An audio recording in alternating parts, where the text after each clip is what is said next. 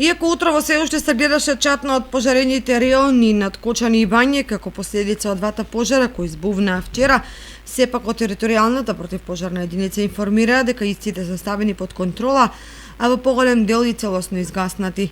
Иако се изгорени големи површини главно со сува трева, но и неколку хектари со борова шума, сепак пожарот не опфати куќи или други објекти кои би ја зголемиле предизвиканата штета. Дежурни екипи на територијалната противпожарна единица се уште дежурат кај локациите за да се спречи евентуално повторно разгорување. Инаку синоќа чадот се спушти до градот каде мирисеше на изгорено, а во воздухот летаа и остатоци од гареж. Припадниците на територијалната противпожарна единица вчера, како и во изминатите денови, има исклучително тешки задачи околу гасење на главно подметнати пожари, поради што буквално се исцрпени. За исклучителната пожртвуваност во екстремно жешки услови, може би општината може да најде начин да ги награди.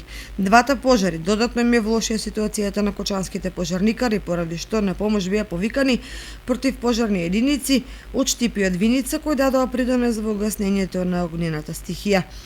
Пожарот над Кочани им го зададе до сега најтешкиот удар на повеќе децениските борови насади кои беа дел од зелениот појас околу градот.